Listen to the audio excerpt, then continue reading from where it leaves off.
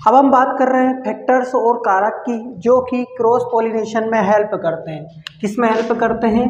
Cross pollination में help करते हैं। क्रॉस पॉलिनेशन मतलब पर परागण में मदद करते हैं। अब पर परागण के लिए वाहक की जरूरत होती है, क्योंकि परागण मतलब हमने देखा कि पराग कणों का वर्तिकाग्र पर पहुंचना।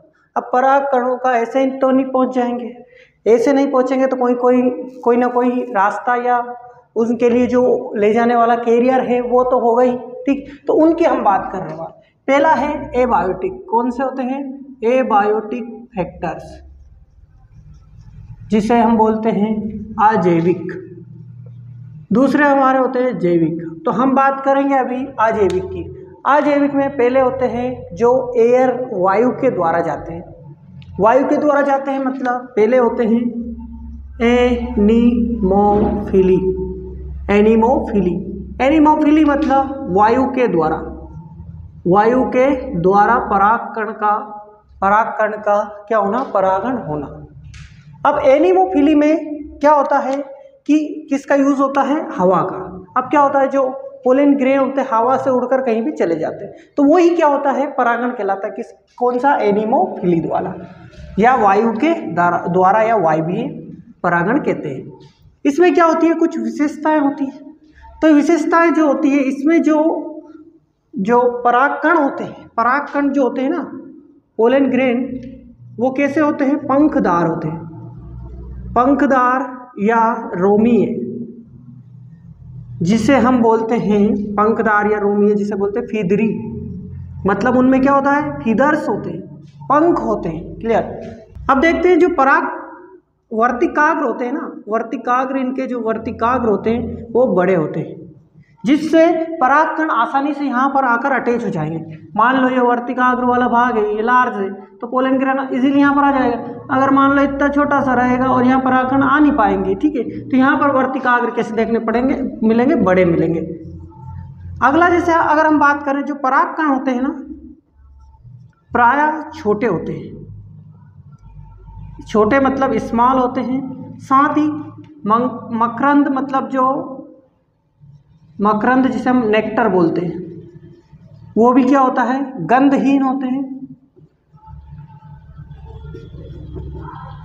तो छोटे होते हैं, मकरंदहीन होते हैं, मतलब इनमें नेक्टर बहुत ही कम देखने को मिलता है और गंधहीन होते हैं। आपने मक्का देखी होगी, आपने गेहूं देखे होंगे, इनमें क्या होता है? इंसेक्ट वगैरह बहुत ही कम देखने को इनके स्टिग्मा पर मिलते हैं, वर्तिकाग्र। तो परागकण कैसे होते हैं? छोटे होते हैं, मकरंदहीन होते हैं और गंधहीन होते हैं, गंध भी नहीं आती उनमें। क्लियर? तो हम देख रहे हैं कि एनीमोफिली में क्या क्या प्रोबेबिलिटी, क्या क्या इस तरह से स्ट्रक्चर हो सकते हैं। अब अगर हम इसके एग्जाम्पल की बात करें तो एग्जाम्पल में हम देखते हैं पाइनस, गेहूं, व्हीट, राइस, मक्का, ईडीसी, इसके क्या हो सकते हैं? एग्जाम्पल हो सकते हैं। तो एनीमोफिली की बात की हमने, वायु के द्वारा होते हैं। वायु में क्या होता है? इनके जो परागकण है हवा से उड़कर कहीं भी चले जाएंगे। अगला पॉइंट होता है हमारा, एबायोटिक की बात कर रहे हैं, तो दूसरा होता है हाइड्रोफिली। हाइड्रोफिली मतलब जल के द्वारा, जलीय परागण। जो हाइड्रोफिली होता है वो दो प्रकार का होता है। पहला होता है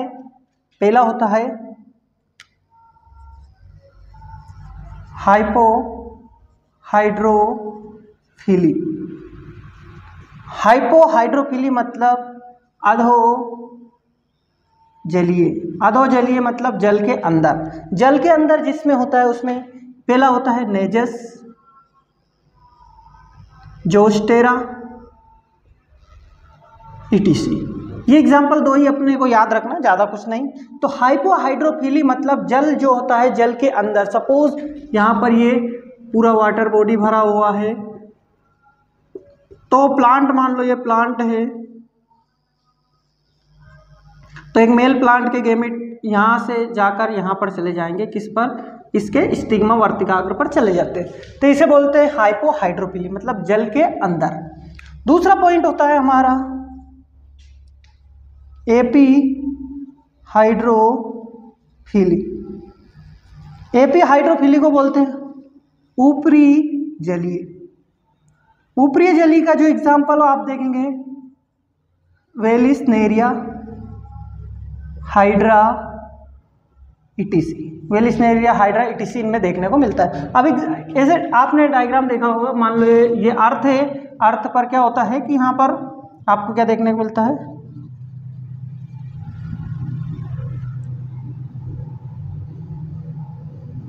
ये पूरा वाटर बॉडी भरा हुआ है ना, ठीक है।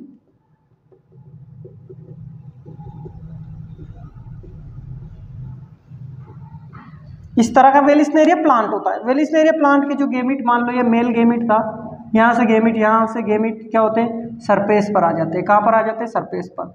और जो फीमेल गेमिट होते हैं वो यहाँ पर आ जाते हैं,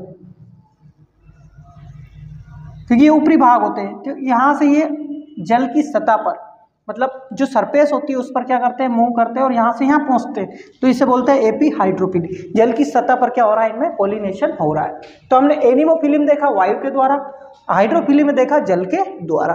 तो हम बोल सकते हैं ये अप्रोक्सीमेटली एबायोटिक जो होता है लगभग 90 to 20% जो होते हैं प्लांट उनमें देखने को मिलता है। 20% मान लो आप, ठीक है। मेज वगैरह, मक्का वगैरह, गेहूँ चावल वगैरह, पाइनस इनमें देखने को मिलता है। अब हम बात कर रहे हैं जैविक कारक की, जिसमें पहला है एंटेमोफिली।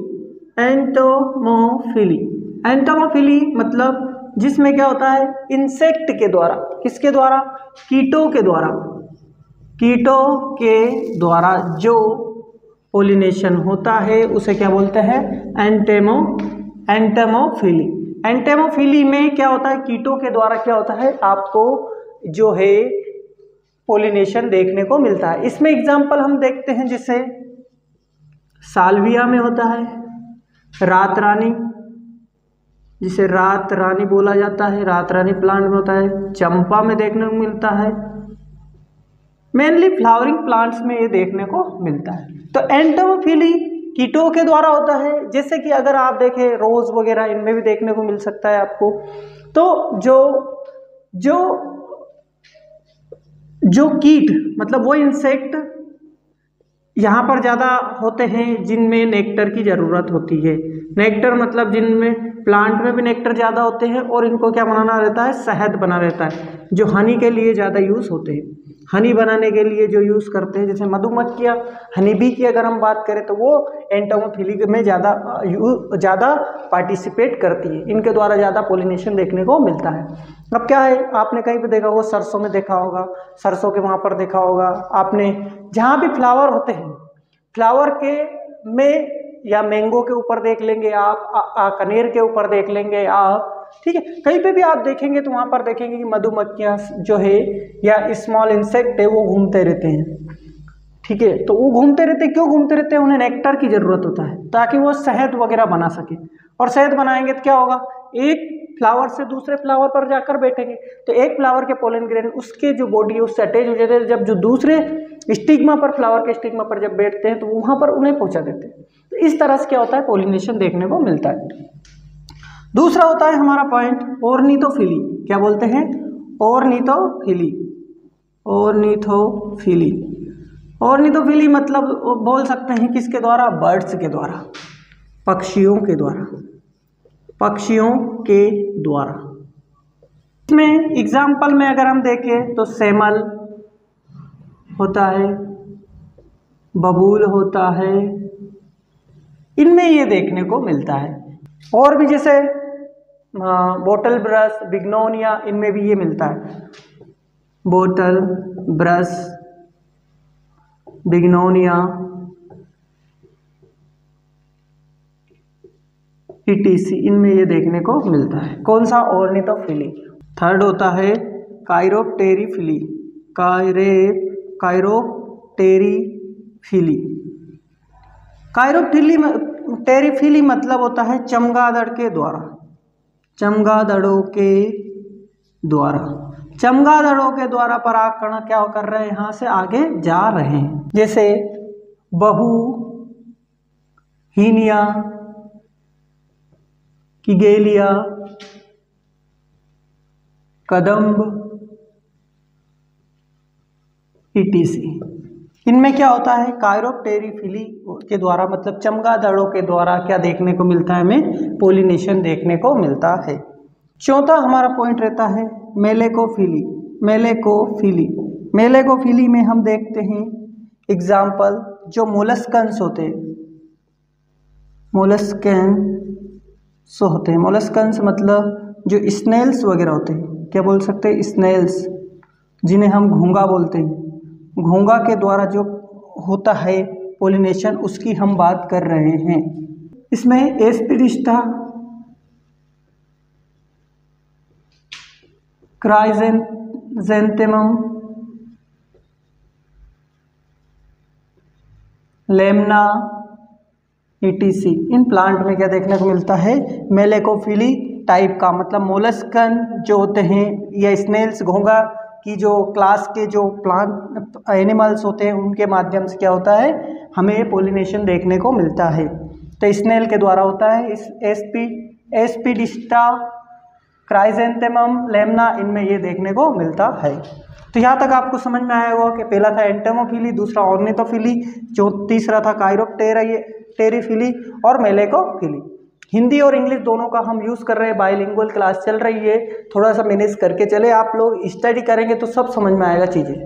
आप सोचेंगे हिंदी हिंदी हिंदी, तो हिंदी रोते रहेंगे जीवन भर, समस्याएं आपके साथ रहेगी। मेरा मतलब है कि आपको चीज़ें समझ में आनी चाहिए, ना कि आप रट के पास हो जाए उसे। क्लियर? अगर आपको अच्छे से पढ़ना है तो आप वीडियो को अच्छे से देखें, समझे चीज़ें, 2 बार देखेंगे इजीली समझ में आ जाएगा। कॉन्सेप्ट क्लियर नहीं हो तो फिर बोलना। वीडियो के जो आपकी तरफ से रिस्पॉन्स है वो भी बहुत कम आ रहा है, हो सकता है वजह हमें पता नहीं, लेकिन वो ठीक है, लेकिन हम अपनी मेहनत कर रहे हैं, ठीक है। तो वो आप बनाए रखें अपना वर्क और नोट्स वगैरह बनाने की कोशिश करें। Thank you.